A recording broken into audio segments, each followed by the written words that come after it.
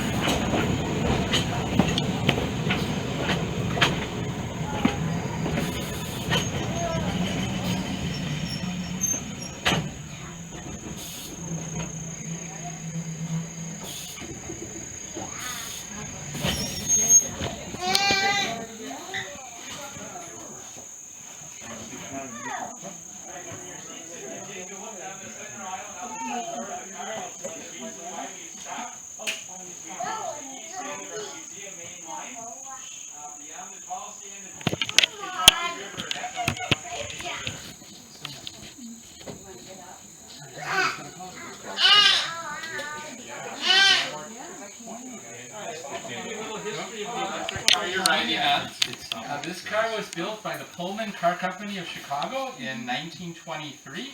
It's 99 years old this year, and it was built for service on the Chicago, Aurora, and Elgin Railroad, where it ran its entire life. The CA&E, as it was known, left the Wells Street Terminal in downtown Chicago and headed out west.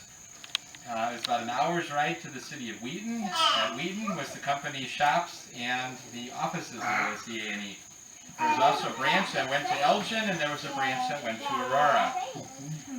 The CA&E ran their cars, you could run as a single car, as we're running today, and they also could run up to trains 5 and 6 cars long, especially during like the morning and evening rush hours, and on the CA&E they were referred to as the cannonballs. The CA&E operated up until July 1957. A few years prior, their service had been cut back from downtown Chicago because of the ongoing construction of the expressways, and also they were losing tons of money.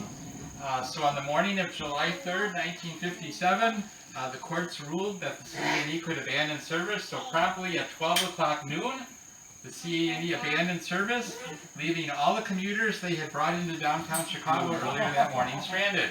It was not real popular the day before a holiday. Had to find alternate transportation home that evening.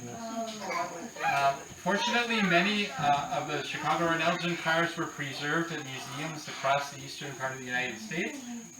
This car was originally owned by a trolley museum in Ohio for many years. When that museum went out of business about 12 years ago, all of their cars went up for auction. Our museum was the lucky bidder on this car, and quite a few others from the collection. This is the only Pullman car left from the Chicago and Elgin, so our museum desperately wanted this car and we got it. So this car has now been in service out here for about 10 or 11 years. Are there any questions I can answer about this car or anything you've seen out here so far? Would the engine have been steam or? Oh, this car's been electric from 1923 on. Oh. There's 4 electric motors under the car, and then we take the electricity off the trolley wires. Okay. So this car is running absolutely exactly the way it did on the CA&E. How fast are we actually going? All right. Well, the top speed of this car is about 72 miles an hour, but our speed limit out here for electric cars is 40. Wow. If you know, do you know how much you paid for it at auction? Curious how much it cost. It was like a silent steel bid auction. Oh, okay. Just pure speculation off the record. I'm guessing it probably would have been $50,000 or $60,000, but that's pure speculation. How did you get all the other railroad cars that are here? Were there any of them donated, or do they all have to be purchased? From the Ohio Museum or the collection in general? The collection in general, yeah. Well, it's a collection of almost 70 years that our museum's been in existence. Some have been donated, some have been literally purchased out of scrap yards, some have been purchased in pieces from other collections and moved out and put back together. Some railroads donate things to us fully operational. All of the above. Okay. We rode the train a lot when we were kids. We rode the IC, the Illinois Central. And we lived near the South Shore line, and we used to ride the train. It was like part of our lives. Yeah, You know? that was a big mode of transportation. Okay, make sure you take a walk through Barn 6 today. Barn 6 has the only 2 remaining Illinois Central electric commuter cars in existence, and they are operational out here. And also some of our fleet of South Shore cars are out in Barn 6 also. So you'll get to see both today. And my husband's mother rode it every morning to work at Marshall Fields for like 40 years. And Barn 7 has all our Chicago streetcars that ran by Marshall Field. What about Rock Island line? Pardon? What about Rock Island line trains? Do you have those here? Quite a few commuter coaches. We have a newly restored GP7 diesel from the Rock Island. Cabooses. That's what we use. So, Back in the day. yeah, you'll see quite a few Rock Island commuter cars around here. Coolies. All right. I just asked. I need to change the trolley poles. Once I have walked through the car to that end and I'm over there, if you would like to change your seats and pull the seat backs over or move around, you're welcome to. Yeah, I don't want to write that one.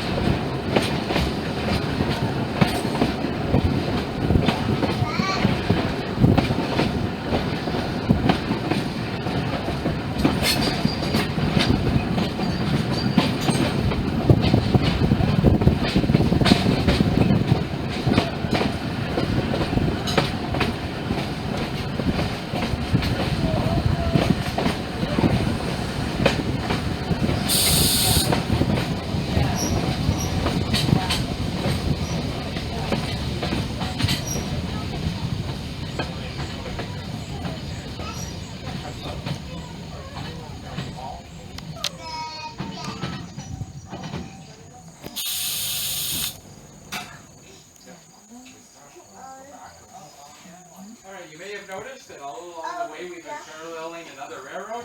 That track does not belong to our museum, that belongs to the Union Pacific Railroad, and that is their freight branch line out to the city of Belvedere and the Chrysler plant.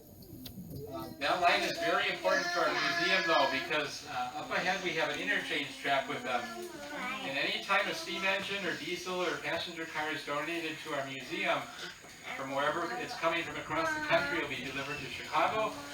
The Union Pacific will pick it up, bring it out on the branch line, they'll leave it on our siding up ahead, and then our museum engines will tow it into later restoration display. If we didn't have that lifeline connection with the mainline railroad, our museum collection would be ever so much smaller than it is now, because a lot of the really big things we would never be able to bring over the county roads to get there. Any quick final questions I can answer before we head back to the station?